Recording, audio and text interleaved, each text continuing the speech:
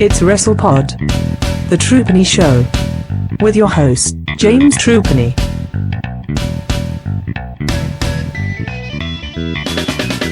Hello and welcome to the Troopany Show. My name is James Troopany and this is my show. And today we are back with Beginner's Guide to Japanese Professional Wrestling.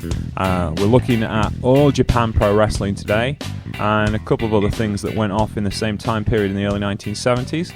And to join me to discuss these greatest wonders, historical things, is Mr. Alex Edwards. How are you, sir? I'm good. How are you? I'm all right, thank you. Have you enjoyed your week revising and reviewing All Japan Pro? It's definitely been interesting. I was just saying just then that of the two major Japanese companies, All Japan, New Japan is the one that I've always sort of gravitated towards a bit more. Yeah. And so it was interesting to look back at All Japan, which I've never really delved into properly before, and sort of see where all this stuff sort of started off. It's been an interesting week. And we hope you find it interesting too. We're going to give you some things to have a look out for and things to go watch, which I'm sure you can go find on YouTube, because that's what we did.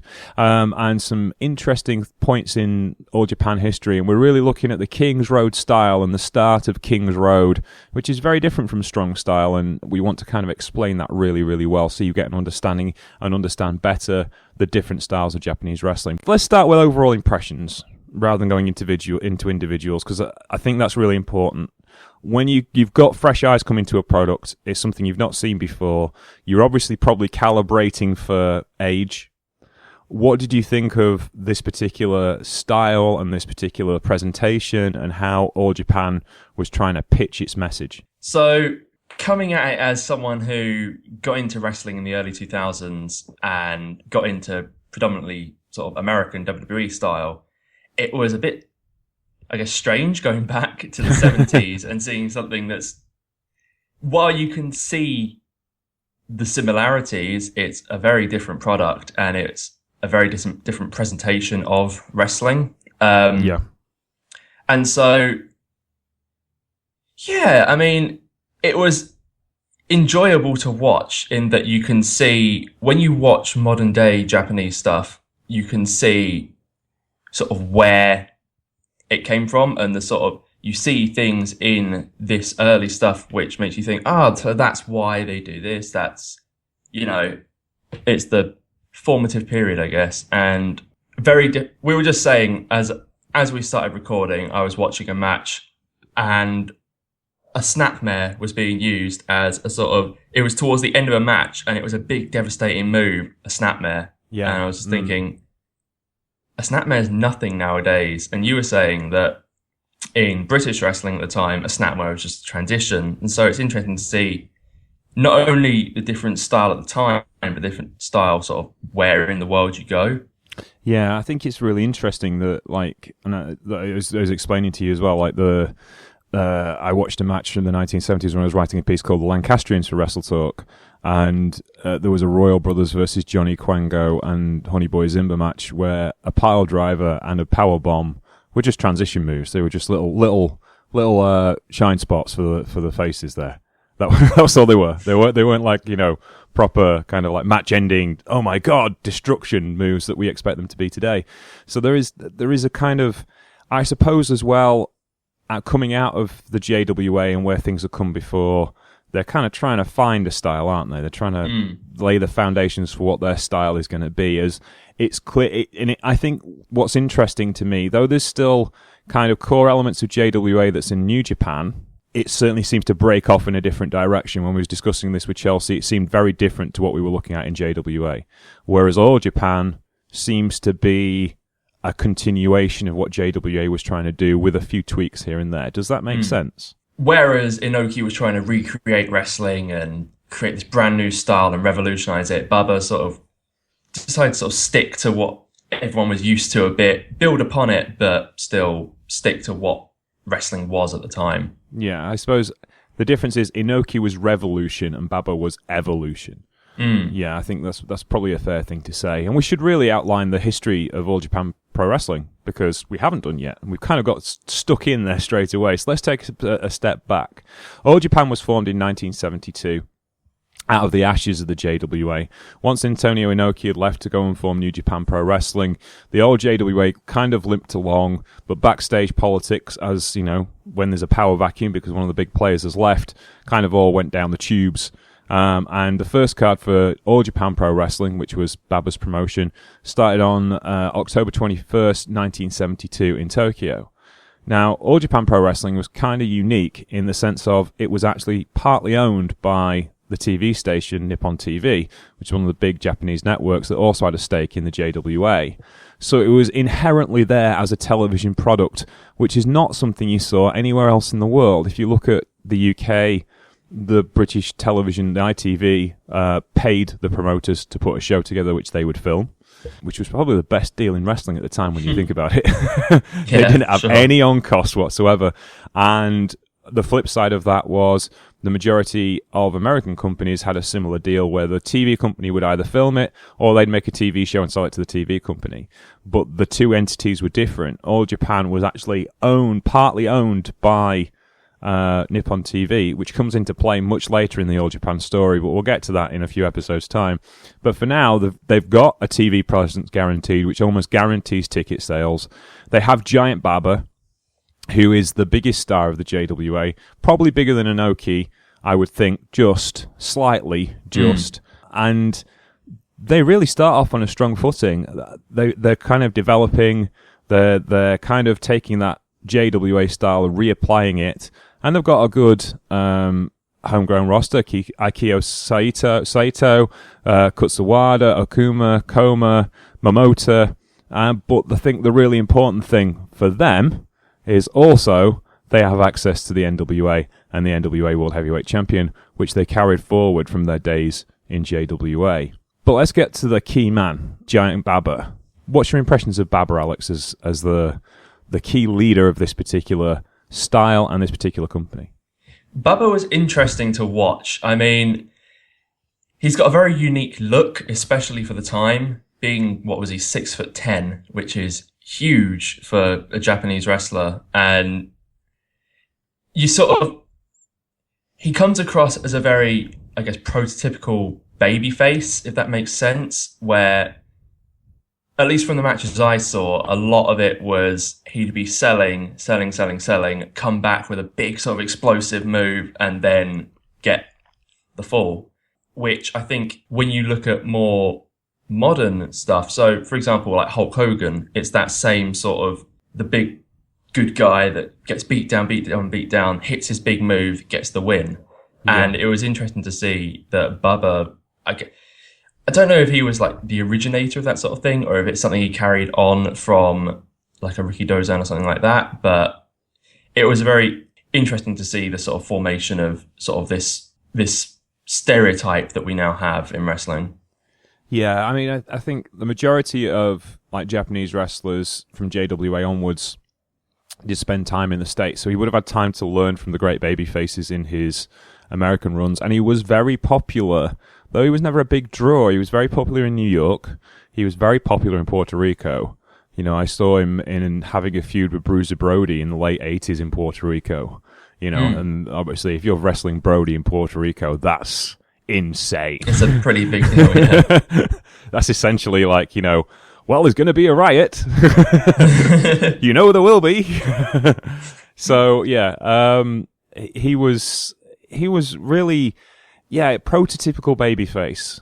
And he had an interesting, because of his body type, I believe he was afflicted with giantitis, but maybe not as heavily as other giants we know of in the pro wrestling industry. And his body shape was very unique, very big barrel-chested guy, but he wasn't muscly either, he was sort of big, but then he had like very sort of, I guess, skinny arms, and like you said, it was a unique look, which sort of set him apart from anyone else at the time. Yeah, and a former baseball player as well. He played for the Tokyo Giants, funnily enough, and was a baseball star. And when he finished his baseball career, he was picked out by Ricky Dozan as one of his successors and was starting to be groomed as one of his successors. And eventually he becomes like the man in All Japan Pro Wrestling, the lead babyface. He certainly wasn't. I find his stuff interesting. I wouldn't say he's as good a worker as Inoki, because I don't think there was many in that era who were as good as Inoki. Chelsea described Inoki as perfectly average at everything. Yeah. Whereas Baba was more of a spectacle wrestler. He understood spectacle really, really well. He understood how to make moments count, I think, which is a great thing if you're not as technically adept as the people around you. Very much so. I think it was something I definitely noticed where whenever he was on the offense, he was doing these huge sort of explosive movements, which really made even like a punch or a body slam or something, they really stood out as, oh, that was a really devastating move. And like you said, I guess it's sort of covering for a lack of technical expertise. Yeah, and I think it really shone in tag matches as well. That's really useful. Getting a hot tag and coming in and exploding with power, that really came across. I did notice this with tag matches a lot, actually, just from a style point of view. There wasn't a lot of hot tags going on. There was a lot of back and forth, which is kind of a modern Japanese wrestling trait. They don't necessarily have hot tags. One of the questions on the Daily Squash about 2 years ago was someone asked Alex Shane, could you have matches without hot tags? And he said no. But I look at Japanese wrestling and they have matches without hot tags all the time. Matches tend to peter out. Yeah. You get a period where a babyface is getting beat on and you're just expecting, well, it's going to be a hot tag, and then they just get pinned. And then, yeah, that's just it. That's it. He got outclassed. That's the end. That's it. That's the story. And I think that's something interesting that, you know, you could probably play around with a lot more in North American wrestling if promoters had the kind of like bravery to do it. But, you know, they tend to stick to the formulaic what works, because that's what works. That's what draws money, and that's what's going to tell that story for that particular market. So I found that very interesting. And Baba had some interesting feuds in this time period because of that. Connection with the NWA. You got certain characters like the Funk brothers, Dory Funk Jr. and Terry Funk, were spending a lot of time in Japan. Previously, they'd spent a lot of time in JWA, and that association from the NWA comes into Giant Baba and All Japan Pro Wrestling, and that would be really, really important when it came to training excursions for the Japanese talent, because they were going to spend a lot of time in Texas, which will, you know, it will flavour our podcast about All Japan and the Kings Road style for quite a few episodes to come. Did you see any of the matches with the Funks in Japan? I think I only saw one. I think it was Dory Funk against, I think it was Jack Briscoe? Yeah. For the NWA heavyweight title. Yeah, I mean, what can you say? The Funks are the Funks are the Funks. Yeah, they were awesome. I watched the tag match between Baba and I'm just trying to find his name. Where is he? It would have been Kutsuwada. Yeah, Baba and Kutsuwada against the Funk brothers, and it was exceptional. And it was a lot of it was down to how the Funks came across. They came across as gentleman heels, if you will. They didn't cheat per se, but they were taking advantages. It's very much like the sports presentation that we're kind of used to from New Japan today. Though they were the Gaijin, they were very much respected, as both were former NWA heavyweight champions. They were very much respected for their skill set. And it was, you know, the Funks were the first ones to really break the mold of Gaijins being good guys in Japan. You know, they were the ones, the originators of Gaijins don't have to be evil. They can be anything you want them to be. And they set that groove there really with, you know, these matches against Baba and various partners.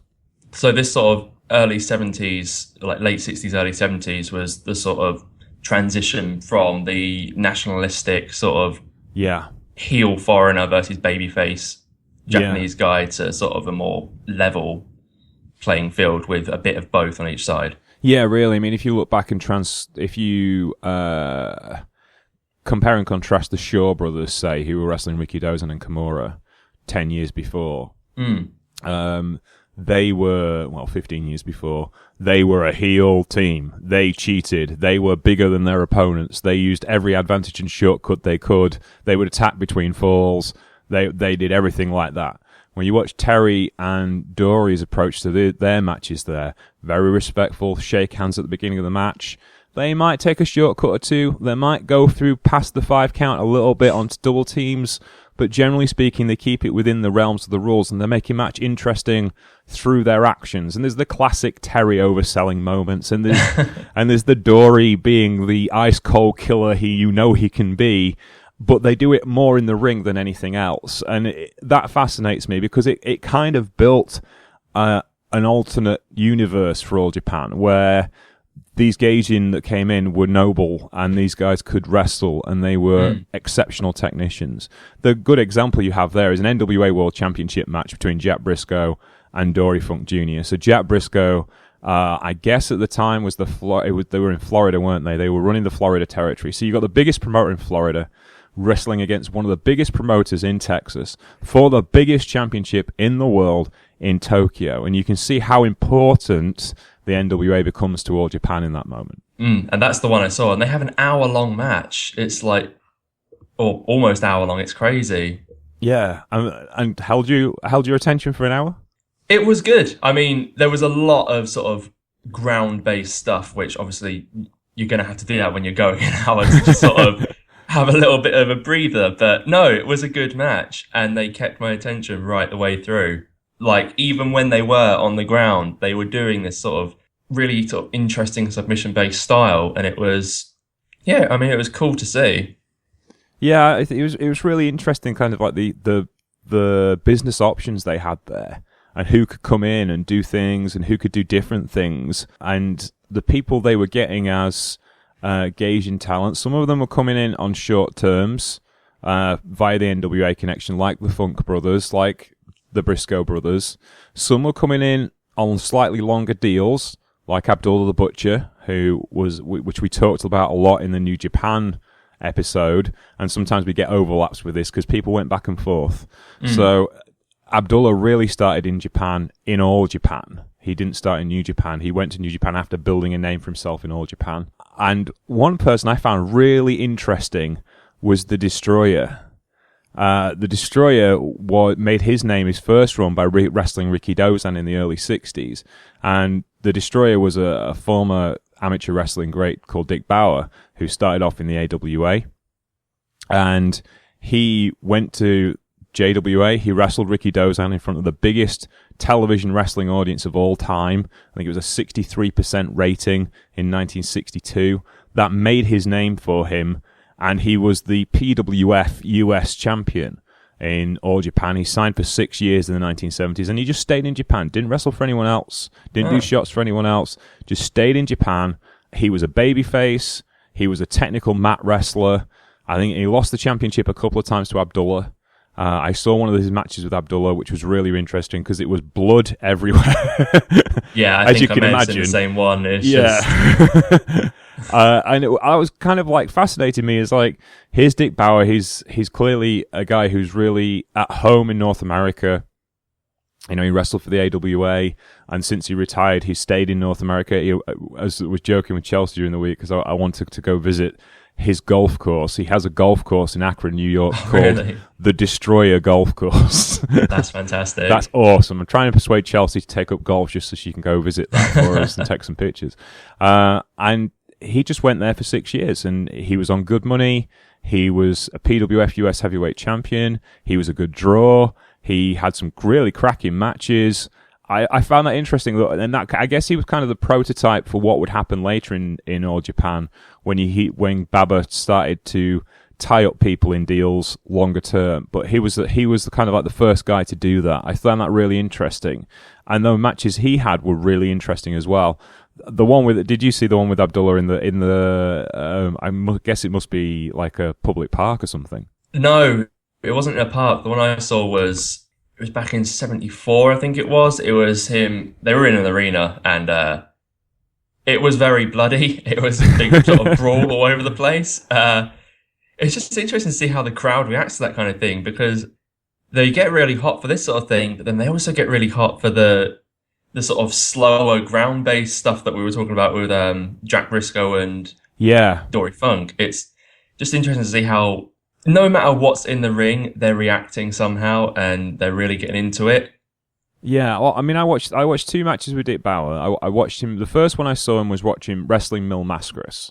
So that's a whole different thing to wrestling Abdullah. I think you possibly couldn't get 2 more different people. Yeah. So you've got you wrestling. Dick Bauer's wrestling Mil Mascaris. They're both faces. Neither of them are cheating. As with all main events in All Japan, it's best of 3 falls, very traditional. And they have a wrestling match. No one breaks any rules. No one does anything rum. Everyone's a face. And Bauer wins. I think they had 2 falls and they went to time limit. So it was a draw. And they shook hands and went about their way. And then he's defending against Abdullah the Butcher. And the Destroyer runs into the ring and just belts Abdullah to start with.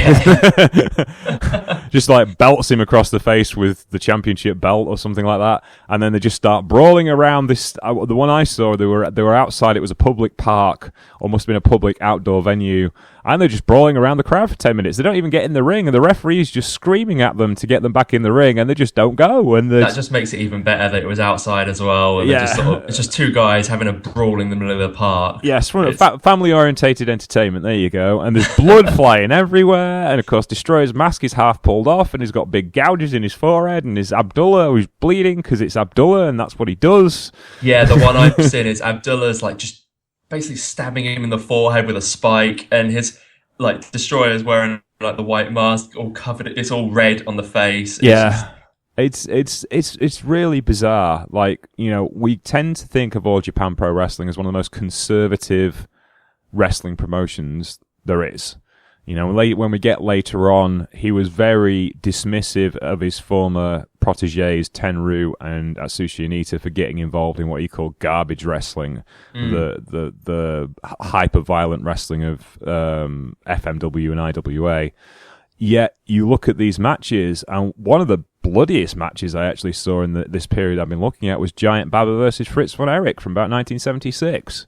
You know, I don't necessarily. It was a Texas death match, so there was obviously going to be some blood in it. But I think early in the match, Fritz ends up dropping out the ring and splitting his head open on the floor when he lands. Right. And Fritz is just covered in blood. His whole chest hair is matted up with blood. Baba's bleeding as well. And it's all basically Fritz is trying to draw blood through the Iron Claw. That's what he's trying to do. And that's the angle. I doubt, as strong as the Iron Claw was, I don't think it's that strong. And it's just like, and it's a fairly bloody battle. And you kind of like, there's a dichotomy there. There's a crossover there, that the duality to it that's really interesting for me.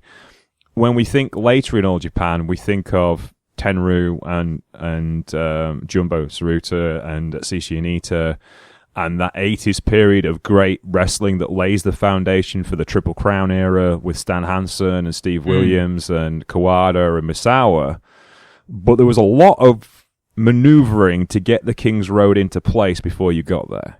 For sure. It's like you said, they were sort of in that transition from the old school JWA style to trying to find a new identity. And I guess this period when they first started out in the 70s was just them sort of throwing a lot of ideas out there and trying to find something that works, and then sort of taking little bits of whatever they throw and building upon that King's Road style.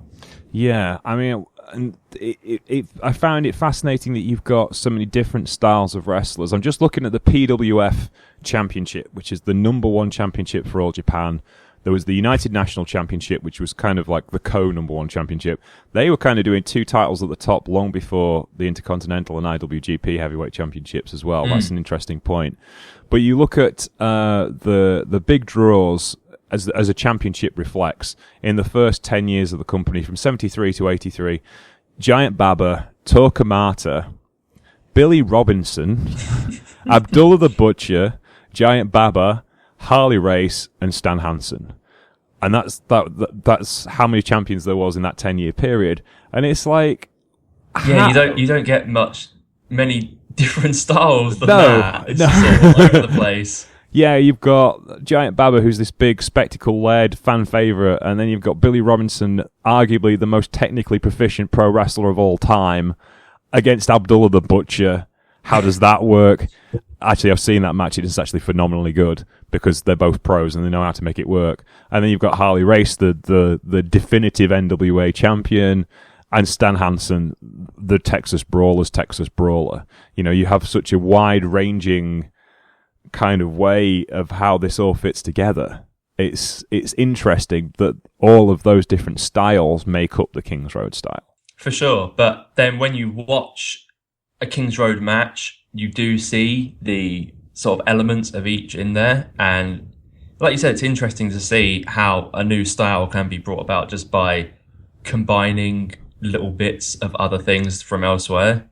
Yeah, I mean, we talked a lot about the strong style in the strong style episode when we were talking about New Japan, how they took that realistic sports element from Karl Gotch and Antonio Inoki and tried to apply more martial arts to it. And I find it fascinating that All Japan kind of sticks with, we're going to have more pro wrestling moves and it's going to be much more of a pro wrestling thing, but we're going to make them harder and stiffer and heavier to make them look more impressive, even though we know they are not real maneuvers you could use in a fight. But we're going to try and make them impressive by this way of doing it, rather than trying to make it look like a real sport. But it works, and the crowd loved it. So yeah, and I think it also gives them an advantage in a booking format, because you're not having to. In a real sport, a match can end at any time. If you look at UFC, matches can last for 3 seconds or they can last for half an hour. Yeah. And when you're booking strong style in that way, you have to reflect that. You know, you can't have every match last 28 minutes. Whereas with All Japan, there's an expectation there's going to be a certain amount of time because a certain wrestler needs to do certain things against a certain wrestler to make this work. And you're going to get a full show out of that, and you're going to get your money's worth of entertainment out of that. Yeah, exactly. So it's interesting how this all pans together.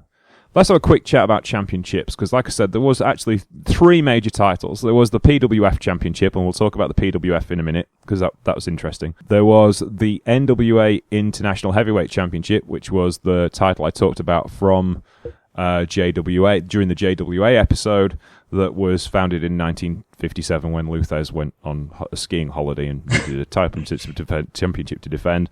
And Baba took that with him from JWA. The first championship match, this is interesting, the first championship match for the NWA International Heavyweight Championship was in 1972 in All Japan, and it was won by Bobo Brazil for the vacant championship. There you go.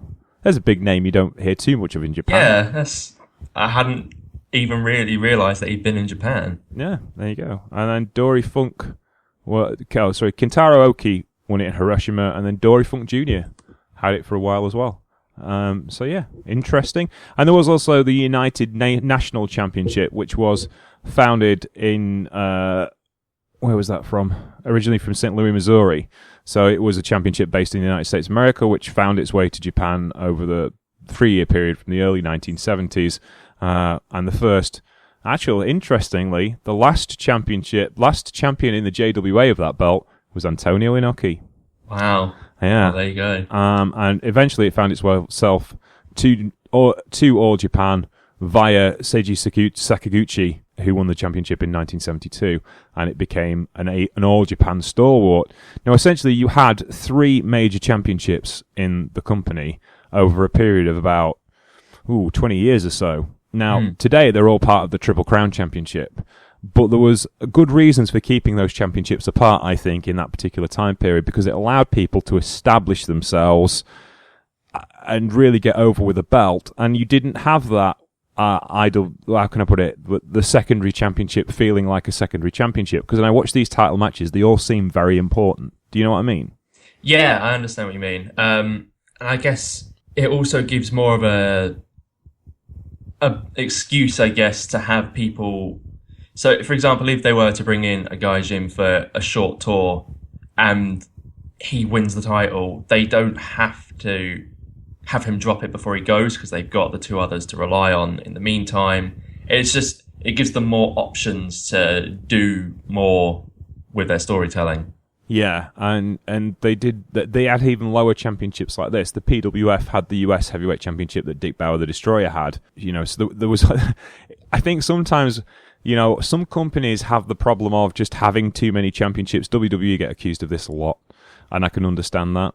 It's also something that New Japan has been accused of a lot currently, where they brought in, like, for a time, the Never Openweight Championship was just a useless belt that nobody cared about. And then it's been, over the last couple of years, with Shibata and Ishii, it was built up as something that really mattered.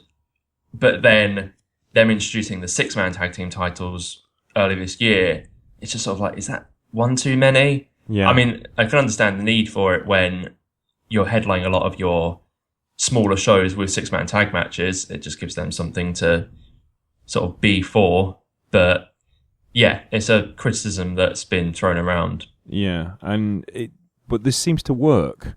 They seem to keep these championships separate and keep them special for a very long time, you know, and then they have secondary championships below that. And also, essentially you had two governing bodies, which is a story that plays out in other Japanese promotions, the actual governing body being separate to the promotion.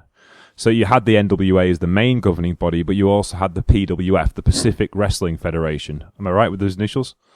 That is right, yeah. Pacific Wrestling Federation, which was kind of all their home championships. So the PWF Championship, and it was chaired by Lord Blears, who was an old Minnesota wrestler who wrestled for the AWA for a very long time.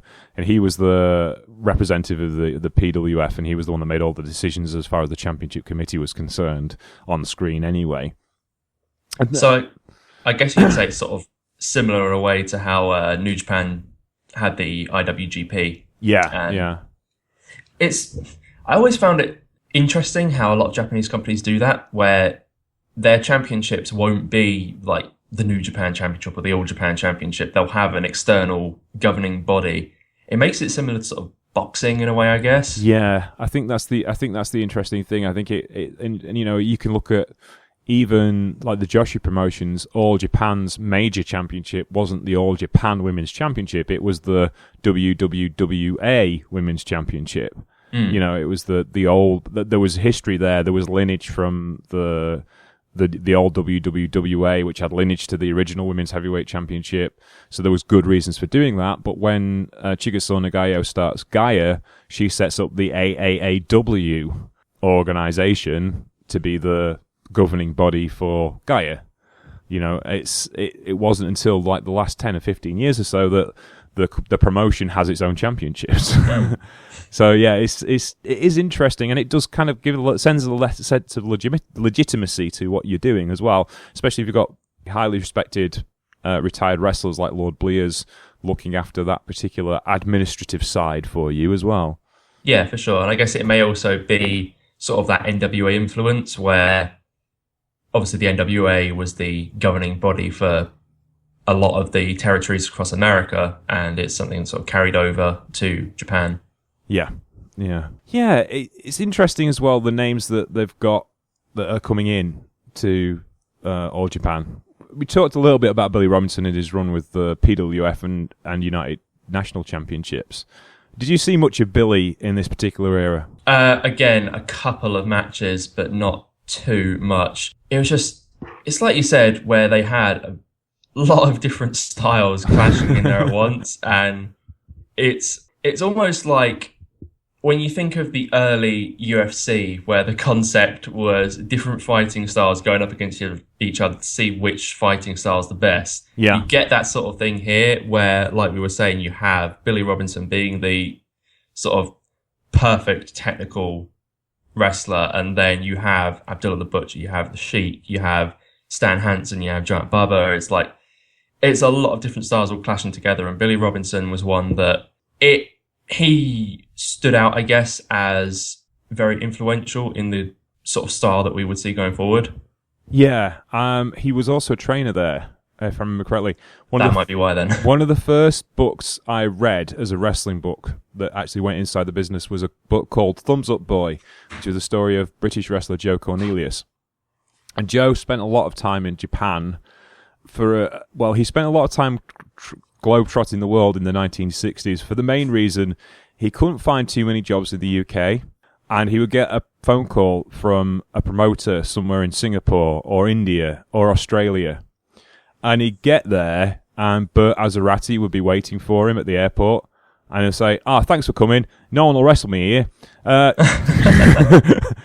Would you mind?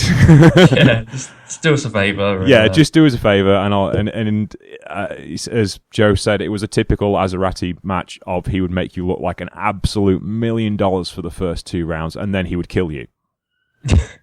That's great. Yeah, because Bert was as tough as they come. Bert was a snake pit graduate. I'm sure he had the world bench pressing record. He was literally built like, I can't think of a guy to describe him. If you look him up on the internet, you'll find pictures of him, but he was built like a modern day powerlifter, but could move like a gymnast. And he was snake pit trained shoot fighter. Wow. So he was he was as good as it got, and he was one of the globe-trotting guys because he got blackballed by so many promoters for going into business for himself. He would go to all promotions around the world, and after about a week, none of the local roster of talent would want to wrestle him. It's like right off the next place. Then. So he'd call Joe, and Joe go, yeah, all right then, and fly off to the middle of nowhere to wrestle Bert again and show how these youngsters go on. And he built that reputation, and a similar call came from Billy Robinson. And Billy said, I want you to come over to train. And Joe said, well, I've been kicked around by Bert Azarati for the last 2 years. I don't really fancy wrestling anyone. He said, don't worry, you just have to train them when you get here. And of course, Joe got asked to go and wrestle the local guys. And so, that's how he did. So Joe Cornelius and Billy Robinson did have an influence on that style. And certainly Robinson had an influence on New Japan as well. After he is done with New Japan Pro Wrestling, All Japan Pro Wrestling, he does spend some time in New Japan, pushing that strong style further. And we will see Billy Robinson in Japan much later on as we get into the shoot era in the 1990s, and he was incredibly influential there. But it's interesting that Billy Robinson does so well. He's got that shoot Lancastrian British wrestling style, which doesn't actually shouldn't necessarily mesh really well with the All Japan style, which is much more American influenced, yet it does. And like you said, it's like that UFC kind of early days clash of styles and how it all fits together. I found Billy Robinson in All Japan an interesting watch. I would strongly recommend the match with Abdullah the Butcher over the PWF Heavyweight Championship. It was October 18th, 1978. If you see people, if you want to see how really to get somebody over who's not in your style, that's a really important lesson. And I think that's really important to see how, those style clashes can work really, really well. Yeah, and that just seems like a match that wouldn't work at all. But, I mean, that's not the one I saw, but I can imagine that they would have found a way to make it work. And yeah, well, I mean, Abdullah used to get a lot of respect from the shoot guys because he made money. There was the story Abby told of when he was first in Toronto, when he was first working out the Abdullah the Butcher character, and he was supposed to wrestle Lou Thez. And Lou, he thought all the old-timers all weekend were saying to him, oh, Lou's going to come and kill you. He hates gimmick guys. He's going to kill you. You're going to be in hospital after this weekend. Lou's going to kill you. And on the day of the fight, he's in the dressing room, and he hears a tap on the window, and he opens it, and it's Lou Thez. Oh, God. And apparently he said to Abdullah, I know what you're thinking. Anything you want to do, champ, is fine by me. Wow. And then he went back to his dressing room. Because, that's the way it worked. So, so Abdullah, you would imagine Billy Robinson shutting down Abdullah in about 10 seconds flat if he took something on with him, but he was willing to make it work and he was willing to make it show. Interesting finish to that match as well. Billy went out with an injury. He lost the championship on an injury and couldn't continue. It was a technical knockout. It wasn't a pinfall, which does say a little bit of protection for Billy there, which he may have insisted upon to losing to the Butcher, which I think is fair enough because it protects the draw of both of them. Looking at other big names in this particular era as well, you've got some interesting names. You've got Jumbo Tsuruta, who's just starting out. We're going to talk about him in a different episode. Dick Murdoch, another NWA affiliate. We talked about him in the New Japan episode as well. So you do get a lot of talent floating back and forth, but one of the biggest names was the NWA heavyweight champion Harley Race. And Harley had a great relationship with Giant Baba. They were incredibly close friends. And Giant Baba's 2 NWA championship reigns were probably more down to Harley Race wanting to create some interest in Japan rather than the NWA board allowing some interest in Japan. Certainly the second title reign, I know, was decided over dinner the night before. That's great. Yeah. I mean, that sums up a lot of wrestling, I guess. Yeah, it does. It's just like Harley like Baba, and that was it. That was. It's when like you go back to that. I think it was you and Chelsea saying in the New Japan episode about how a lot of wrestling can be compared to sort of the mafia in a way. Yeah, definitely. Like, yeah, I like you, so you're winning. You're getting this. Yeah, or, this will happen. Yeah. And it's interesting, if you've seen those matches, I first saw them, I think it was Rudo Reels did a DVD of the NWA title in Japan, and it was like I saw the first time Race got beat by Baba. And it's not the best Harley Race match I've ever seen, but the crowd are so into it, just so into it, because it's the hometown boy. Baba finally gets his chance in his home ground against Harley Race, best of 3 falls, and the crowd just go crazy for that match. They're just insanely over for that match. And Harley does the gentlemanly thing, despite cheating for the previous 45 minutes to try and retain the title. Baba finally pins him, and Harley walks over and shakes his hand, and the place goes crazy. You know, this is like, you see how cool wrestling can be in this moment. Yeah. You know, it's probably not the best NWA championship match. If I was putting a list of the greatest NWA title matches together, this wouldn't be on it, even though it was a championship change. But certainly from a crowd reaction point of view, and again, you know, crowds are maybe something interesting we should talk about. It's very respectful, but when something cool really happens, they are really into it. Yeah, and it's something I was saying earlier about how in the sort of the big brawl with Destroyer and Abdullah, the crowd were going mental for some of the stuff. But then you see them in. So speaking of Harley Race, I saw him actually have with Dusty Rhodes in All Japan, and the crowd are very sort of, you know, quiet, respectful.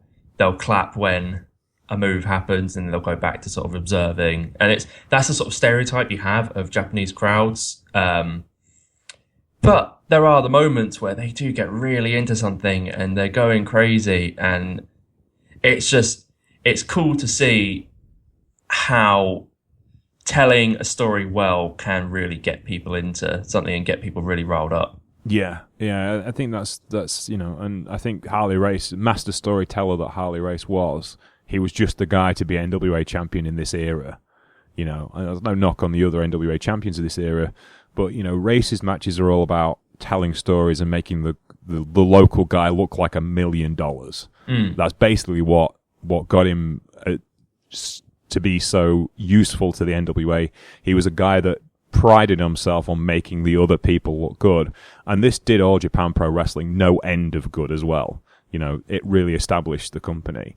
And other visitors included Bruno Sammartino during his breaks from the WWF, as it was then. We talked about that on the New Japan podcast of getting them pigging initials. Right. But Bruno went to All Japan during his breaks from the WWF Heavyweight Championship. And he was actually wrestled as a heel in one match I saw him against Baba. You know, that is interesting. Yeah, and he was a really good heel as well. I guess he was just wanting to do something different because it didn't really matter to him. It was just a big appearance. Yeah, I guess if you think about it, at the time, no one in America would have seen that match because there'd be no way for them to see it. And so it does just give a lot of the Gaijin talent just an opportunity to, like you said, do something different, try new things, just have a bit of a break from their usual shtick and have a bit of fun.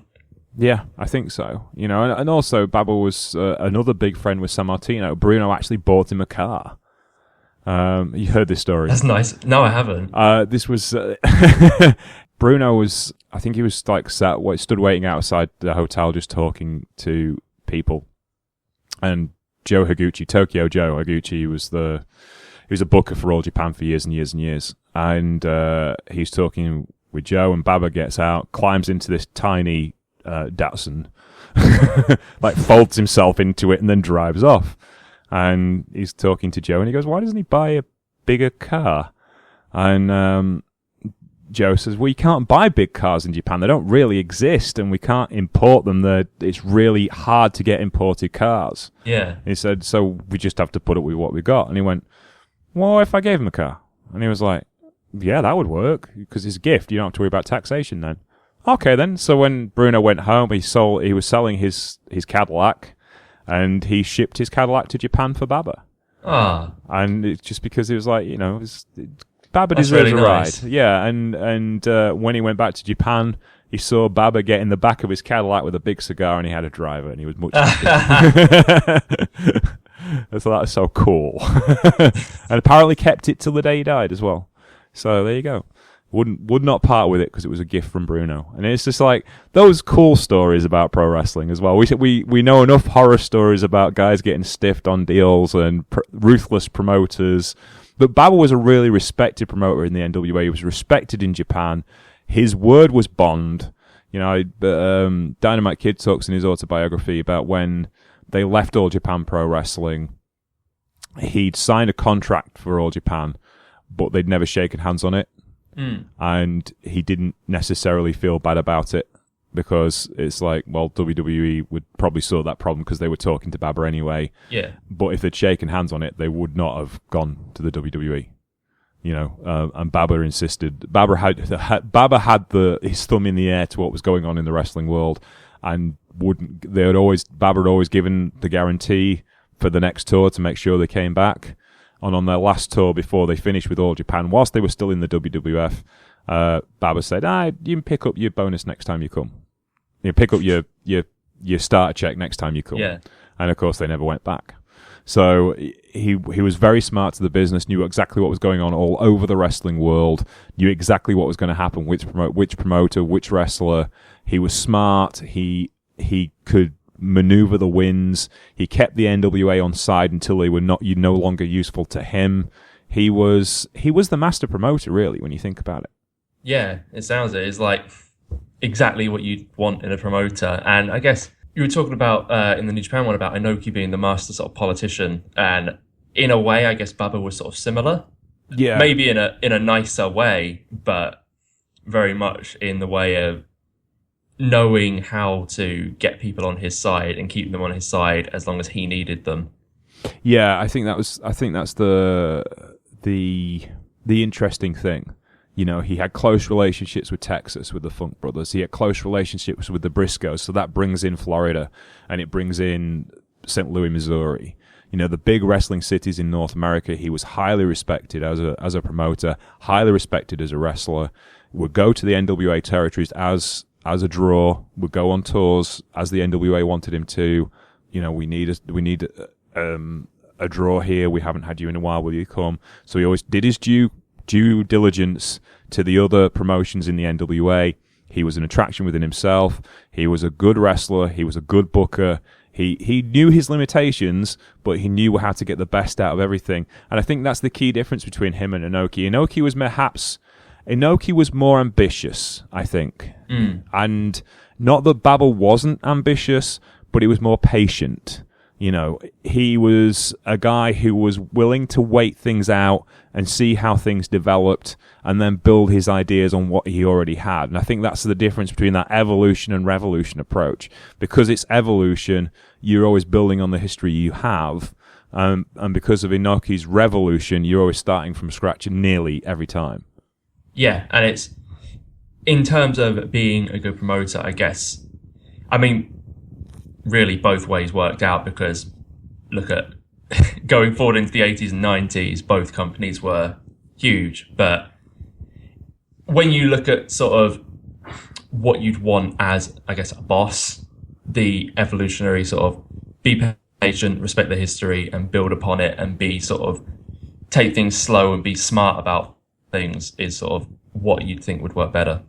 Yeah, there were some definite dips. There was a period in the 1980s, in the late 1970s and early 1980s, when things weren't going so well for All Japan Pro Wrestling. Dynamite again said in his book, when I started with New Japan, we used to watch All Japan as a comedy half hour. And then after about a year, we discovered they'd actually really surpassed us in ring quality, and we were going OEC. So we were having to try and catch up with them. So, there was a period in that late 70s, early 80s when they're perhaps relying a little too much on nostalgia and not trying to push things forward. There was some interesting points. We was going to talk about the International Wrestling Enterprises and their cost promotion with All Japan Pro Wrestling and with New Japan Pro Wrestling, weren't we? A little bit as well. Should we explain that first? Should we explain the company first? Yeah, let's do it. Yeah, one of our fans, show, who posts a lot on the YouTube channel, he asked us to do a little bit on International Wrestling Enterprise, which was a company that was founded, again, out of the ashes of the JWA, and his biggest star was Rusha Kimura, which was founded in 1966 and lasted until 1981, and did some interesting things that were pioneering in pro wrestling, certainly in Japan. They were the first company in Japan to book Andre the Giant, which is obviously a big deal. They were the first Japanese country to run a steel cage match. And they were also one of the first companies to do real interpromotional work. And they were associated with the American Wrestling Association out of Minnesota. So they had a very different style, which much more North American based even than All Japan. Having watched the matches this week, they had a hell of a less to Gaijin. There was more Gaijin talent wrestled for them than there was actual homegrown talent. Ryuma Go was one of the homegrown talents. Masa Saito, who's well known as Mr. Saito in North American fans. Hiro Matsuda, a big trainer that came out of Florida who trained Hulk Hogan and, of course, Lex Luger. And then you look at the list of Gaijin. They had Billy Robinson too. He was one of their first stars. Vern Gagne. They had Lou Thez, Carl Gotch, Danny Hodge, Don Leo Jonathan, Bill Miller, Dick the Bruiser, Mad Dog Vachon, Nick Bockwinkel, basically all the AWA guys of the 1970s and 1960s. So they had a hell of a roster available to them. And they also had some favours pulled in as well from places like Stampede. Dynamite Kid wrestled for them, so did Davey Boy Smith, and the Junkyard Dog, or Big Daddy Ritter as he was known back then, and Dave Schultz, who's also another Stampede guy. And Jake Roberts, I believe, his first Japanese tour was with International. So they were kind of a little bit of a blood and guts promotion, a bit more traditional, kind of Memphis-style wrestling. What do you think, Alex? You've seen some of this stuff, haven't you? Yeah, so from what I was reading, they were seen as sort of the more, I guess, deathmatchy sort of style compared to the old school traditional JWA, and that's how they sort of separated themselves. Which, yeah, when you see that they're the first company that put on a steel cage match and sort of trying to move the style forwards a bit, which we saw going forward more in the future of Japanese wrestling. You do get like FMW and these big Japan now and these sort of deathmatch companies, which I guess you can trace them back to IWE. So yeah, it was an interesting sort of look at a different style of Japanese wrestling that you didn't really see from JWA. And wasn't it that when All Japan was first founded, there was sort of a group of wrestlers that left IWE and they formed quite a bit of the roster for All Japan? Yeah, there was a lot of crossover going on. You know, IWE started in 1966, so it had 5 or 6 years jump on All Japan Pro Wrestling. However, they didn't have the TV coverage that All Japan would have because they took over the Nippon TV slot. So they were taking over network television, and IWE didn't have network TV, or not a deeper penetration as network TV that JWA had. So that, you know, to survive without that extra level as a major organization, you had Tokyo Pro as well. It was an interesting time for Japanese wrestling, as you know, the power vacuum that came along with no Ricky Dozan, and who was going to fill that power vacuum, kind of leveled things out. And again, yeah, you're right, it's style. This is much more Gaijin heavy kind of style company, much more deathmatch style. I mean, you look at some of the Gaijins they've got, like Gypsy Joe, for instance, who couldn't have a match without bleeding on somebody. Killer Carl Krupp is another one. You know, it's like, if you've ever seen Slapshot, the end of Slapshot, where the away team, like, there's a list of all these horrible, vile players from the histories of ice hockey come out. And it's a bit like that, you know, it's just like the worst possible not so the worst possible, the bloodiest and most violent wrestlers of all time, just on this roster list. Yeah. So yeah, it was interesting, but what did happen in the late 1970s was an invasion angle of All Japan Pro Wrestling when the company closed. Now, before that, there was a cross-promotion. The IWE cross-promoted with All Japan and New Japan at Budokan Hall Show in 1979 for Tokyo Sports, one of the big daily newspapers in Japan that does lots of sports coverage and lots of wrestling coverage. And also, when the company folded in 1981, some of the big stars, Inoue, Hara, Surima, and Fuyuka, joined All Japan, while Kimura, Hamaguchi, and Taranashi joined New Japan.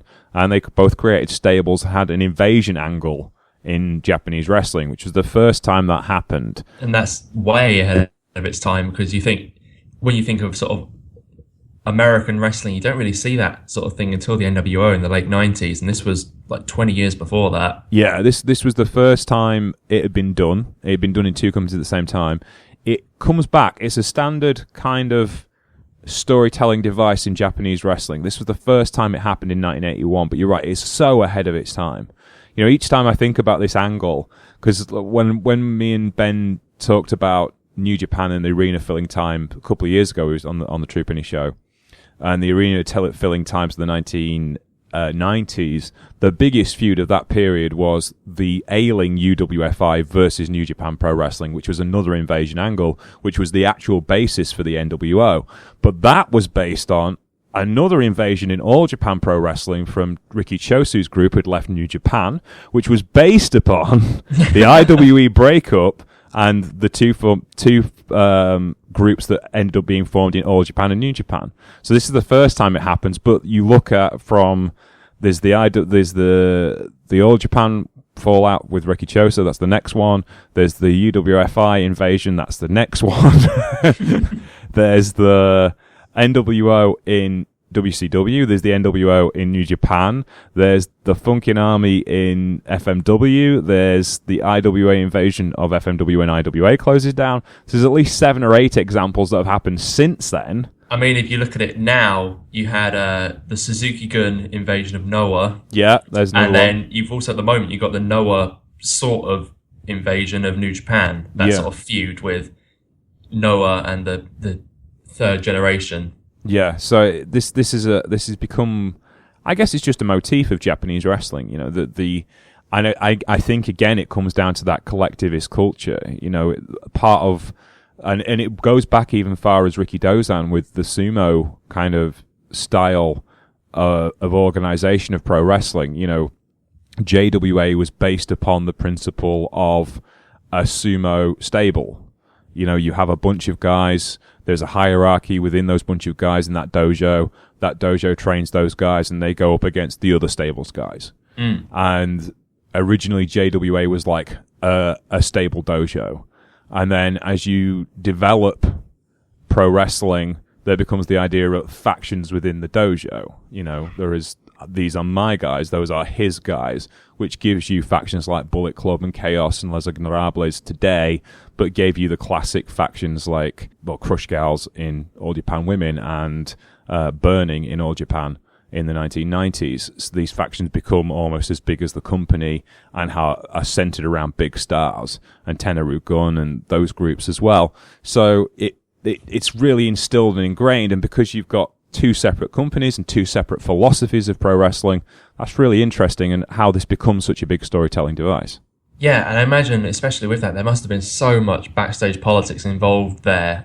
You've got these 2 separate companies that are still completely separate companies working together, and there must be so much, as I said, politics there with like, well, we want our guy to win this match, or, you know, we're not looking strong here, we've got to do this, and it must have been a nightmare to book all that stuff. I think one of the biggest shows ever was at the Tokyo Dome, and I think it was Tokyo Sports again, I can't remember, but they ran a 14-match card, and every office in Japan put a match to the card. So it was like, there was New Japan, All Japan, FMW, IWA, a couple of the comedy promotions as well. No one videotaped it, by the way. And That's a shame. And it was a full. Like it would have been great. It was a full house. It was like 64,000 to see this show that was just like, it was baseball that did it, not Tokyo Sports. I'm pretty sure it was baseball. And it was just like the magazines just decided we're going to have one big show. We're going to showcase everybody to the biggest possible audience because like, that's good for pro wrestling. Best promotion really is. Yeah. And that was the FMW, the IWA show where they had the IWA match with Terry Funk and Leatherface with the Headhunters versus, Terry Funk and Leatherface, I can't remember. It was Terry Funk on an 8-man team and Cactus Jack on the other 8-man team, and the Headhunters were in there and Leatherface, and it was just like every character in IWA had a barbed wire bat board match. and it's just people flying everywhere for about 60 minutes. That sounds ridiculous, but I really want to watch it. Yeah, I do.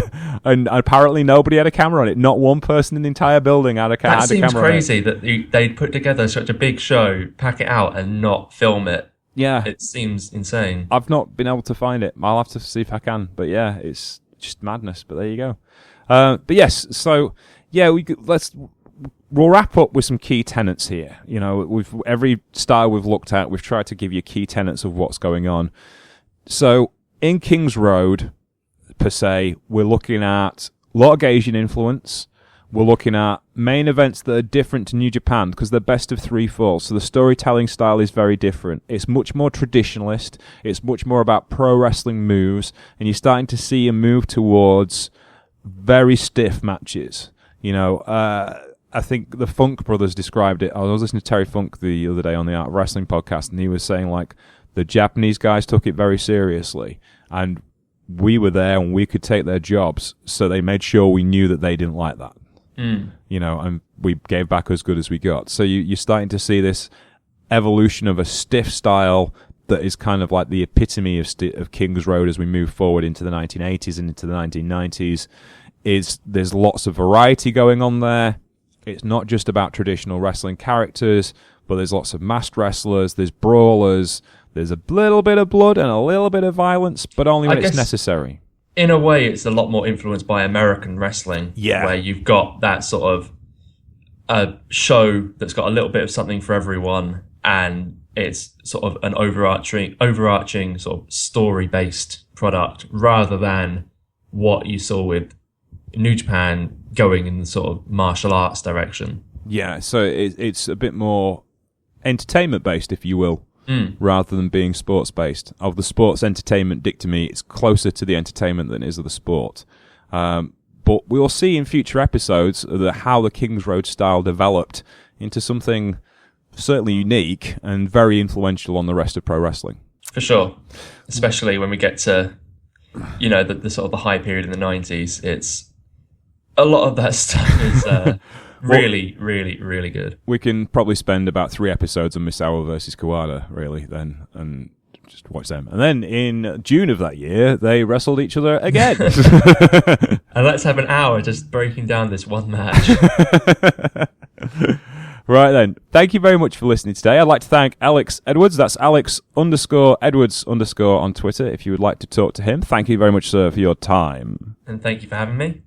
And we appreciate you listening to. Thank you very much to listening to the Wrestle Talk Podcast Network, where you can also find The Squash with Gavin Duenas and Paul Taylor, and me. Last week it was me. This week it'll be Paul Taylor, and they'll be talking about wrestling. You can also find us on WrestlePlus, $4.99 a month, for a wonderful wrestling service that gives you all of the NJW stuff that has been broadcast in the UK and on the Fight Network around the world, and also all of the podcasts, bespoke content for WrestlePlus.